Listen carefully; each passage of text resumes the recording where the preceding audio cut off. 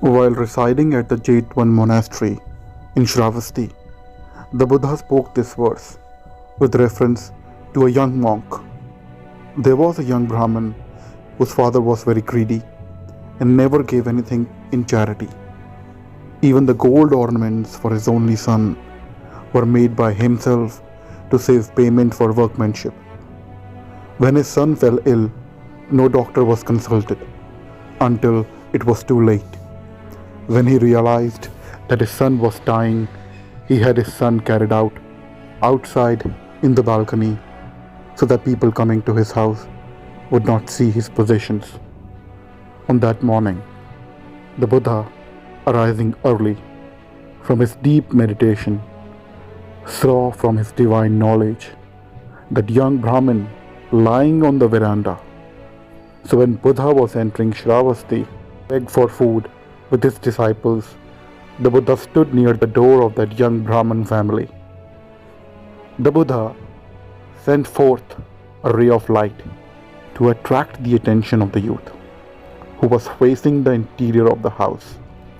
The youth saw the Buddha, and as he was very weak, he could only profess his faith mentally, and so he did. But that was not enough.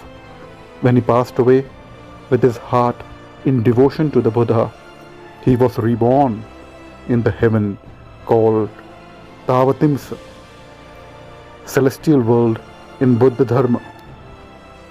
From his celestial abode, the young Brahmin, seeing his father mourning over him at the cemetery, appeared to the old man in his same form, which his father would recognize.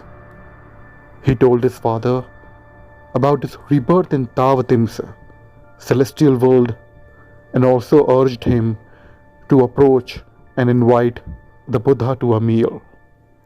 At the house of that Brahmin family, the question of whether one could or could not be reborn in a celestial world simply by mentally professing profound faith in the Buddha without giving in charity or without observing the laws of spiritual practices was brought up. So the Buddha invited the young Brahmin to appear in person. Then that young Brahmin appeared in his celestial ornaments and told all of them present there about his rebirth in the Tavatimsa celestial world. Only then the listeners became convinced that the son of Brahmin, by simply devoting his mind to the Buddha, had attained much glory. My friends, teaching here is that all that man experiences springs out of his thoughts. If his thoughts are good, the words and deeds will also be good. The result of good thoughts, words, and deeds will be happiness. This happiness never leaves the person whose thoughts are good. Happiness will always follow him like a shadow that never leaves him. Like the young Brahmin, just with the purity of his heart and devoted in his last moment to Buddha, achieved and went to a celestial world where he experienced happiness.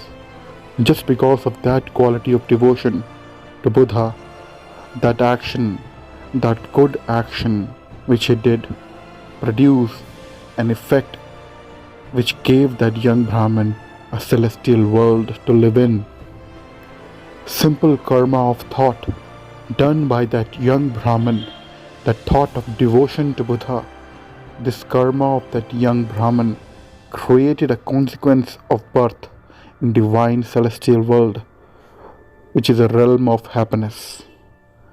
The message finally conveyed by this pair of verses is: think wrong and suffer. Think right and be happy. This pair of verses was spoken by the Buddha to show the inevitable consequence of good and evil karma. Man reaps what he has sown, both in the past and in the present. What he sows now, he reaps in the present and in the future. Man himself is responsible for his own happiness and misery. He creates his own hell and heaven. He is the architect of his own fate. What he makes, he can unmake. Buddhism teaches the way to escape from suffering by understanding and using the law of cause and effect. This story of that young Brahmin teaches us to understand the rules of happiness and pain, what causes happiness and what causes pain. And then just do good karma from your mind, speech, and body, and avoid evil karma from your mind, speech, and body. And happiness will follow up with you in this life and the next birth as well. Just one karma of that young Brahmin created an effect which got him into the celestial world and realm of happiness.